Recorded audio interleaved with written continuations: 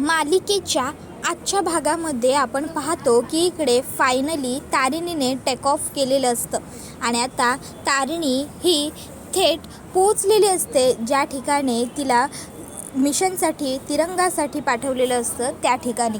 आता त्या ठिकाणी आल्याच्या नंतर मग इकडे तारिणी ही एअरपोर्टवरती फिरत असते, एअरपोर्टवरती बघत असते. तर दुसऱ्या बाजूला इकडे आता सगळं कुटुंब हे प्रश्न विचारत असतं केदारला इकडे बाबा म्हणतात, अरे केदार, तू असा गप्प उभा राहू नकोस, तू तारिणीच्या त्या मैत्रिणीला फोन कर, तुझ्याकडे नंबर असेलच ना. त्याबरोबर केदार म्हणतो नाही आहे माझ्याकडे. त्यावर मग इकडे युवराज म्हणतो, काय नंबरही नाही आहे आपली बायको ज्या मैत्रिणीकडे जाते तिचा आपल्याकडे. त्याबरोबर मग इकडे केदार म्हणतो नाही आहे म्हटलं ना एकदा. तर दुसऱ्या बाजूला इकडे जी तारिणी आहे ती आता हरियाणाला जाऊन आता त्या ठिकाणी ज्या हॉटेलवर तिला जायचं आहे त्या ठिकाणी जाण्यासाठी विमानतळाच्या बाहेर पडू लागत असते. त्याबरोबर बाबा म्हणत असतात, केदार अरे काय चाललं आहे तुझं, काही बोलणार आहेस का तू, तारिणी कुठे गेली आहे, काय कोणाकडे गेली आहे, तुला काही माहिती आहे का, अरे उद्यापन आहे आपल्या घरातलं आणि तुला काहीच माहीत नाही आहे का तारिणीबद्दल नाही माहीत मला, असं केदार म्हटल्याबरोबर मग युवराज म्हणतो, एक मिनिट, नक्की ही मैत्रीणच आहे ना तारिणीची की कोणी मित्र आहे? नाही म्हणजे जी बायको आपल्या नवऱ्यावर खूप प्रेम करते ती एकाएकी निघून जाते आणि आपल्या नवऱ्याला तिचा काही पत्ता वगैरे सुद्धा माहीत नाही, त्याला काहीच माहीत नाही तिच्याबद्दल, मग नक्की ती मैत्रीणच आहे की मित्र आहे की यार आहे? त्याबरोबर हे ऐकून केदार आता भडकतो आणि तो थेट युवराजची कॉलर पकडायला जातो. त्याबरोबर तो युवराजवर मोठ्याने ओरडतो, युवराज. तर युवराजसुद्धा ओरडतो, केदार, हा जो आवाज माझ्यावर वाढवतोयस ना त्याऐवजी जर स्वतःच्या बायकोवर वाढवलं असतास ना तर आज ही वेळ आली नसती, समजलं ना. बायकोला मिठीत ठेवण्याऐवजी मुठीत ठेवलं असतंस तर आज आम्हाला प्रश्नांची उत्तरं द्यावी लागली नसती, कळलं ना. काय डिस्क्रिप्शन दिलं होतं तुझ्या त्या बायकोने, मला बाबांसारखं प्रेम दिलं आहे, मला आईसारखं जपलं आहे, मला मित्रासारखा सपोर्ट केला आहे, भावासारखी काळजी घेतली. या सगळ्यावरून तरी एकच वाटतं की ती नसून तो आहे. तर दुसऱ्या बाजूला इकडे आता तारिणी ही अमृतसर विमानतळाच्या बाहेर येत असते. तर इकडे केदार म्हणत असतो, तारिणी काय आहे ना आणि कशी आहे हे ओळखण्याची पात्रताच तुझ्यामध्ये नाही आहे, कळलं ना तुला. त्यामुळे तुझ्याकडून मी काहीही दुसरी वेगळी अशी अपेक्षा करतच नाही आहे, तुझी लायकीच नाही आहे तारिणीला ओळखण्याची, तारिणीबद्दल बोलण्याची, समजलं ना. त्याबरोबर इकडे तो म्हणत असतो की हे बघ, तुझी बायको ना कोणाबरोबर तरी निघून गेली आहे. त्याबरोबर मग कौशिकी भडकते आणि म्हणते, बास युवराज, तू जिच्याबद्दल बोलतोयस ती खांडेकरांच्या घरची सून आहे हे विसरू नकोस, समजलं. आणि कुठल्याही स्त्रीबद्दल बोलताना आदर राखला गेलाच पाहिजे.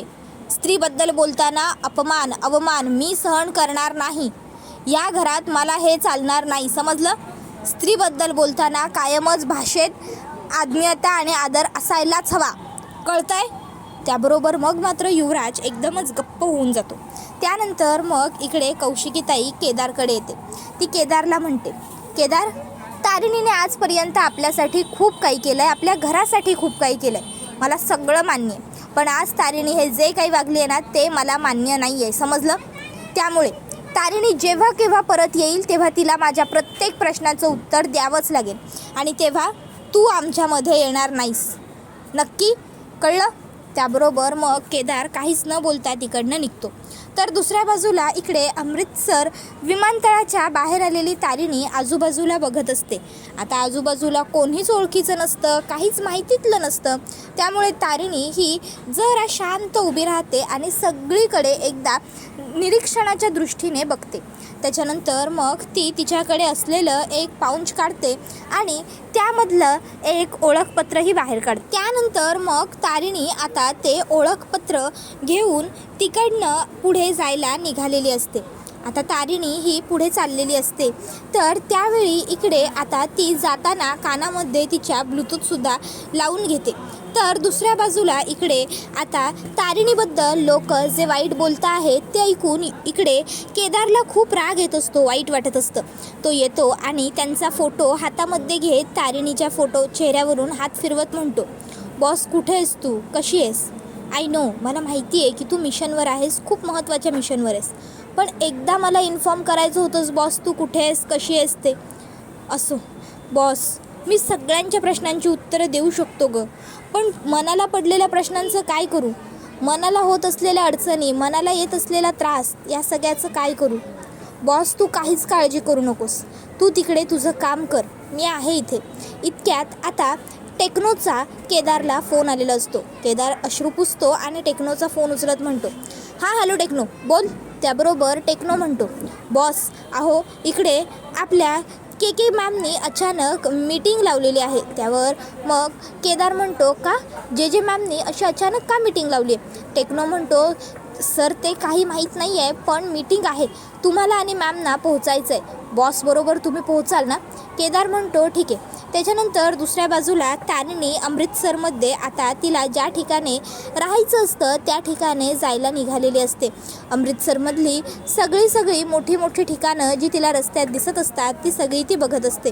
तर दुसऱ्या बाजूला इकडे बाबा सुमी आजीच्या खोलीत येतात आणि म्हणतात, अगं मी कधीपासून तारिणीला फोन करण्याचा प्रयत्न करतोय, पण अजूनही तारिणीचा फोन हा बंदच येतोय.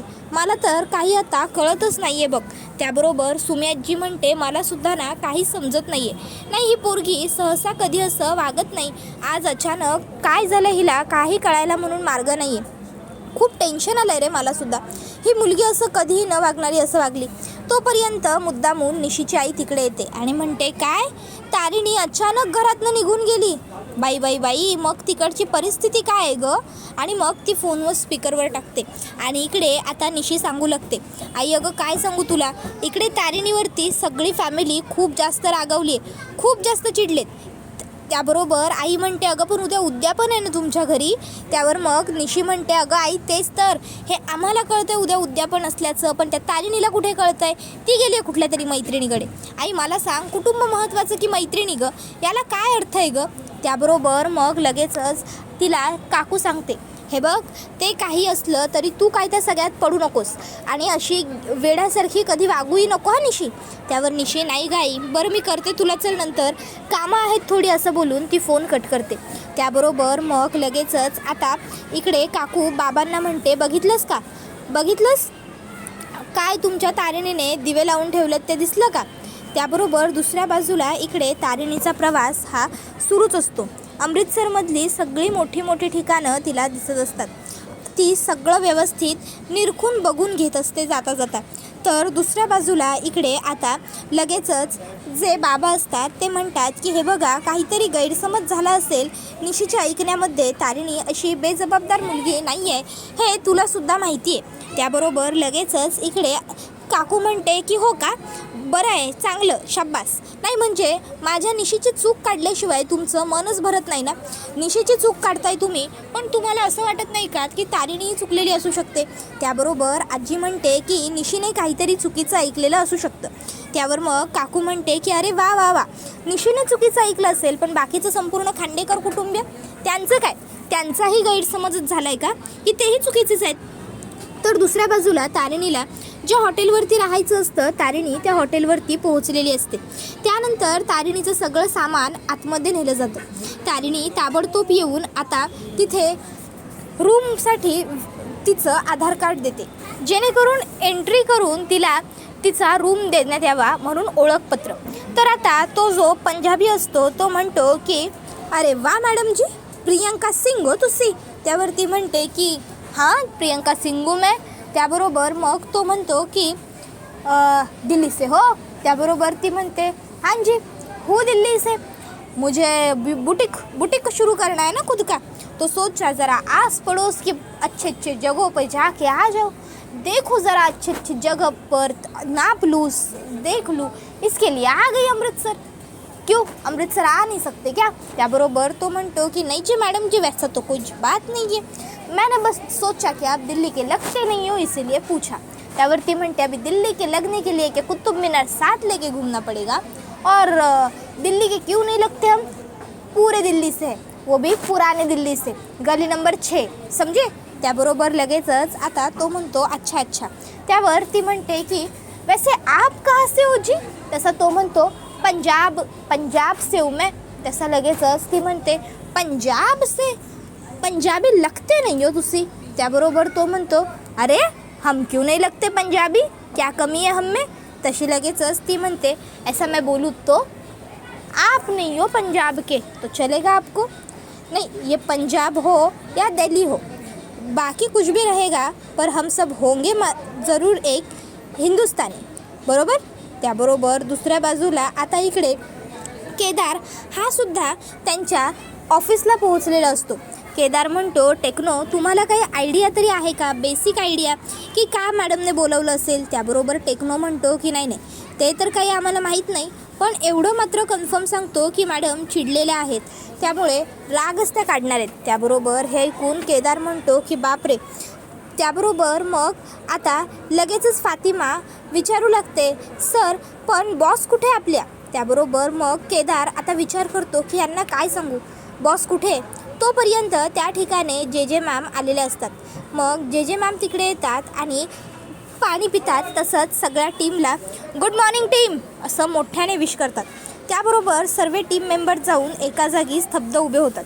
त्याबरोबर मग आता लगेचच इकडे त्यांची जी मॅडम असते ती म्हणते, तर प्रश्न जरी मी नेहमीचा विचारणार असले तरी उत्तर मात्र मला तुमच्याकडनं नेहमीचं अपेक्षित नाही आहे, उत्तर काहीतरी मला वेगळं हवं. काय मग, काय इन्व्हेस्टिगेशनमध्ये नवीन मिळालं आहे का. आता ती म्हणते, नाही माझा आवाज खूपच सॉफ्ट जातो आहे, हो ना. तर दुसऱ्या बाजूला तोपर्यंत तारिणी ही हॉटेलवरती पोहोचलेली असते. तिने रूमची एंट्री केलेली असते आणि आता ती थेट ज्या ठिकाणी तिची रूम आहे त्या ठिकाणी मजल्यावरती त्या पोहोचलेली असते. तारिणी आजूबाजूला सर्व रूमच्या दरवाजांकडे अगदी सावकाश हळू बारकाईने बघत असते. त्यानंतर मग ती तिच्या रूमचा दरवाजा उघडते आणि थेट रूमच्या आतमध्ये येते. रूम आतमधून खूप छान स्वच्छ नीट अँड क्लीन मस्त असते. आता तारिणी त्या रूममध्ये तिच्या बॅगला व्यवस्थित ठेवून घेते. त्याच्यानंतर मग आता तारिणी ही दरवाजा बंद करते. इतक्यात डोरबेल वाजते. तारिणी दरवाजा उघडते तर समोर एक वेटर कॉफी घेऊन उभा असतो. तारिणी कॉफी घेते. दुसरा पटकन येऊन तारिणीची बॅग आतमध्ये ठेवतो. तारिणी तसाच दरवाजा बंद करते. जशी तारिणी दरवाजा बंद करते आतमध्ये एक फोन वाजतो. तारिणीला कळत नाही फोन कुठे ठेवला आहे. तारिणी फोन शोधू लागते. त्यावेळी तारिणीला फोन सापडतो आणि तारिणी हॅलो एवढंच बोलते. समोरून आवाज येतो, hello inspector Tarini, welcome to Amritsar. तशी ती म्हणते की थँक्यू सो मच सर. त्याबरोबर मग ते तिला सांगतात की याच नंबरवरून आता आपण रेग्युलर बेसिसवर कॉन्टॅक्ट करणार आहोत. इथे या हॉटेलमध्ये तुला जे हवं आहे ते सगळं काही ऑलरेडी अरेंज करून ठेवलेलं आहे. एकदा जाशील आणि तुझं कपाट उघडून बघशील. त्या कपाटामध्ये बघ तुला हव्या असणाऱ्या सगळ्या गोष्टी आहेत का. मग तारिणी जाते आणि कपाट उघडते. कपाटामध्ये बंदूक तर असतेच आणि त्याचबरोबर आणखीनही काही वस्तू असतात. तारिणी म्हणते की हां येस सर, सगळ्या वस्तू अगदी एकदम परफेक्ट आहेत. त्याच्यानंतर मग ते तारिणीला म्हणतात, तू आजचा दिवस आराम कर, उद्यापासून मग आपण कामाला सुरुवात करू काय. त्यावर तारिणी होकार देते. ती म्हणत असते की येस सर, शुअरली आपण उद्यापासून लवकरच सुरुवात करू. आणि तसंही सर इथे मला लागणारे सर्वच इक्विपमेंट्स ऑलरेडी अरेंज तुम्ही केलेलेच आहेत. Thank you so much sir for this. त्याबरोबर मग ते म्हणतात की इट्स ओके. त्यानंतर तारिणी पुन्हा शेवटी आणखी एक थँक्यू म्हणते. त्यावर ते म्हणतात की अरे आता कशासाठी थँक्यू. त्यावर तारिणी म्हणते, सर देशासाठी शहीद होण्याची ही वेळ प्रत्येकावर येत नाही. देशासाठी शहीद होण्यासाठी सुद्धा भाग्य असावं लागतं. त्यानंतर मग दुसऱ्या बाजूला इकडे ज्या जे मॅम असतात त्या विचारतात, इन्स्पेक्टर तारिणी कुठे. नाही मला ती दिसत नाही आहे. ज्युनियर इन्स्पेक्टर केदार काय. त्याबरोबर मग लगेचच आता केदार म्हणत असतो, मॅडम मी म्हटलं ना मेडिकल इमर्जन्सी होती म्हणून, त्यामुळे, आणि तिचा मोबाईलही बंद आहे, बघितलं आपण आत्ताच. त्याबरोबर केदार म्हणतो, अरे वा वा वा छान. नाही म्हणजे मैत्रीसाठी पार एवढ्या लांब वगैरे जाण्यापर्यंत केलं आहे. वा वा वा छान छान. नाही म्हणजे मैत्रिणीसाठी पार बाहेरगावी वगैरे गेली आहे, ठीक आहे, पण किमान एक इन्स्पेक्टर म्हणून इन्फॉर्म तरी करून जायचं एवढंसुद्धा तिला महत्त्व वाटलं नाही का. असो. इतक्यात त्या विचारतात, काय मग काय अपडेट खांडेकर फॅमिलीचे. त्याबरोबर मग ते सगळे गप्प असतात. इतक्यात केदारचा फोन वाजतो. केदार म्हणतो, मॅम मी हा फोन घेऊ का, घरून आहे. त्याबरोबर त्या म्हणतात की हो घे ना. मग केदार येऊन फोन उचलतो. फोन सुमी आजीचा असतो. सुमी आजी केदारला विचारते, केदार काय रे, काय चाललंय? अरे तारिणी घरातून कुठेतरी निघून गेली आहे, तिचा काही पत्ता लागत नाही आहे असं सगळेजण म्हणत आहेत. तुझ्या घरचे म्हणे तिच्यावरती खूप जास्त रागवले वगैरे सुद्धा आहेत. काय रे केदार, काय प्रकार आहे हा सर्व? आणि तारिणी कुठे गेली आहे? तुला काही कल्पना आहे का तिच्याबद्दल? त्याबरोबर केदार विचार करतो की अरे यार, सुमी आजीला आता मी काय उत्तर देऊ? मग तो म्हणतो, श्रीवल्ली हो मला माहिती आहे की ती कुठे गेली आहे ते, आणि तू आता तिची काळजी करू नको, ती येईल परत. त्यावर आजी म्हणते, अरे येईल परत म्हणजे यायलाच हवी परत. केदार, अरे मैत्रिणीकडे गेली आहे ना ती, मग राहायला थोडीच गेली असणार आहे मैत्रिणीकडे कायमची. केदार, तू जे बोलला ते मला कळलं नाही बाबा, मला समजून सांग ना जरा, काय चाललं आहे तुम्हा दोघांचं? तुम्ही काही लपवत तर नाही आहात ना आमच्यापासून? केदार म्हणतो, श्रीवल्ली तू जास्त विचार करू नकोस, आणि मी म्हटलं ना तारिणी लवकर परत येईल म्हणून, मग तू निश्चिंत राहा, निवांत हो, काळजी करूच नकोस. मग इकडनं सुमी आजी हॅलो करते. केदार म्हणतो, आजी नेटवर्क नाही आहे आणि मला ऑफिसला लवकर पोहोचायचं आहे, मला खूप सारी कामं आहेत. मी एक काम करतो, तुला थोड्या वेळाने निवांत फोन कट करतो, तू सध्या तरी प्लीज फोन ठेव. एवढं बोलून केदार फोन कट करतो. तर दुसऱ्या बाजूला इकडे आजी प्रार्थना करते, माझी तारिणी जिकडे कुठे असेल तिकडे सुखरूप असू दे. तर दुसरीकडे केदार म्हणत असतो, बॉस काळजी करू नको, मी इकडे सगळं मॅनेज करेन, तर तू लवकरात लवकर परत ये. तर दुसऱ्या बाजूला इकडे तारिणी तिच्या मिशनसाठी तयार असते. त्याबरोबर हा व्हिडिओ इथेच संपतो. व्हिडिओ आवडला असेल तर व्हिडिओला लाईक करा. धन्यवाद.